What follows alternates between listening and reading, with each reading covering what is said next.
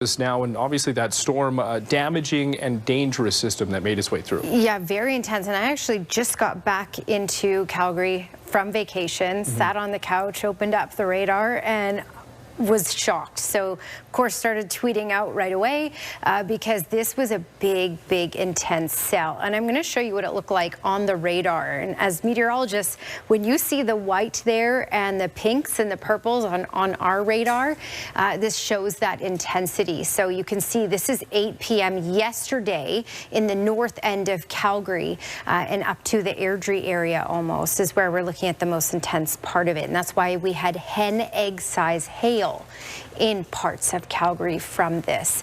It packed a punch. Do we have a chance of seeing anything like that over the next several days? Well, tomorrow could be another active day, and we still have some pretty active weather south of us near the Claresholm area. But in Calgary, we are just getting some rainfall at this point. We have the potential of non-severe thunderstorms as we head through this evening in Calgary, but it's a much quieter day in comparison to what we had in some parts of Calgary yesterday. Here's your Capital Chev sky cam. You can see the cloud cover. There are some breaks in that, but not much. It's been a gloomy day, a windy day, a rainy day. And when you check out temperatures, oh boy, it's been a cool day considering we're well into August. A normal daytime high for this time of year in Calgary is 23 degrees. And right now we are sitting at 16, and that is actually our daytime high as well. So temperatures well below normal right now. The system really dragged in a cooler air mass, and you can see that pooling along the Rockies and tracking off to the east in some communities. So Banff is just at 15, Pincher Creek at 19, still holding on to the 20s, although just barely for Medicine Hat and Milk River areas, and you can see 20s up to the north, Edmonton up through Fort McMurray. But we're in this cold pocket right now. Another thing that we are looking at the potential of is this system, as it drags in that cooler air, also likely, and the potential of it dragging in some smokier conditions as well. So it may be a little smokier tomorrow compared to today. Today we're around a 2 and 3. Tomorrow we're looking closer to a 4, which gets into the moderate part of that air quality health index scale. We have a low pressure system over Alberta right now, and that's sparking up this instability. But as you can see for Calgary, the city right here, you can see what's tracking on the radar. Not much towards us today. We do have some pockets of showers that have arrived in parts of the city, and if we do get a thunderstorm, likely it will be non-severe. You can see more activity though, as we just talked about, down to the south near the Claresholm area. That was lots of lightning. Pop out the lightning and you can see these cells, and some of these are producing some hail as well, mainly small, but could be some medium-sized hail in there as well. A lot of these dying out by Claresholm, but it basically is a line of storms, so one after the other tracking into that Claresholm area, Highway 22 into Claresholm, and then dying out for the most part as it tracks off further east of there. We have this potential of that in that community continuing for the next couple of hours. Here in Calgary, we have the potential of on and off rain even through tomorrow. As you can see by your timeline here, on-off showers up until even 1. It should clear out later in the day tomorrow, but later in the day we also have the potential of thunderstorms up until about 7, 8 o'clock at night, and then things really start to quiet down as the rain and clouds clear out. Looking at that Capital Chev 5-day forecast, we're going to maintain these cooler temperatures for the next couple days, and we won't get back to normal until the weekend. Again, a lot of cloud cover expected for tomorrow. Air quality health index at 4, on-off showers and the potential of a thunderstorm later in the day, and a high of 18. So a little warmer tomorrow, but still a gloomy, cool day. 19 by Friday, and we get back into those 20s for Friday and back to normal for Saturday. Now, looking back, that was truly a massive storm. Absolutely, Ann. And I just got back from vacation, just got home, sat on the couch, pulled up the radar, and I was like, oh no, this is a big one.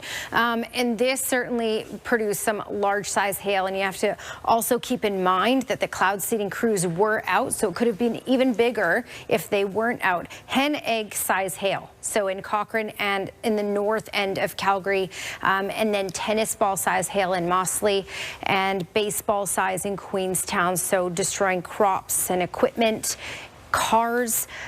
So that's really the size of hail that we're dealing with. And this is what was the radar signature at 8 o'clock yesterday, 8 p.m. So you can see the white here. You can see the purples. This is a very intense storm that rolled through the north end of Calgary and the core of it just south of Airdrie. That's what we were dealing with yesterday, but this is what we're dealing with now. We just have some isolated pockets of showers. Now, we may get a thunderstorm in Calgary through this evening, but it will be non-severe. We have more active weather, as you can see, to the south around the Clares home area. Lots of lightning and some storms. There is a severe thunderstorm watch in place for the area south of Calgary as well, where these storms are moving through. Now, for us, again, non-severe thunderstorms possible through the evening, and then on and off showers tonight and even through tomorrow.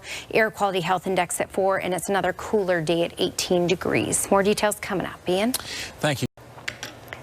Here's your Capital Chev Skywatch camera. We have some clouds. We certainly had some rain today, and yesterday was a very active day. Calgary surrounding areas with larger size hail, 100-kilometer-per-hour gusts in some communities, and torrential downpours. So with that said, let me just talk about something really quickly. So this is posted by Transport Canada, YYC Transportation, and this is showing a bunch of cars that, you know, of course, don't want to get hit by hail, so all trying to collect under an underpass to avoid the hail.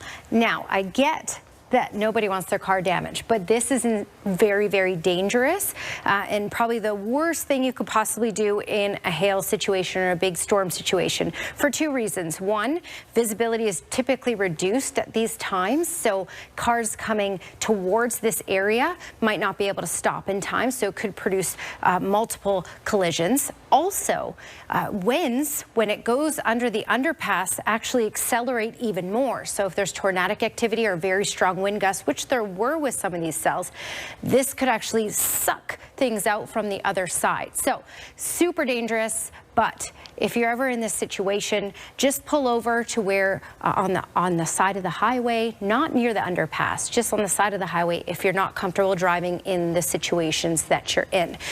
16 degrees is the current temperature and the daytime high. Really just on and off showers expected for Calgary. You can see more active weather to the south around Clares home towards the Lethbridge area, but this activity is starting to die out. So likely these severe thunderstorm watches will start to end as well. Tomorrow, looking at temperatures stable and 29 for Salmon Arm.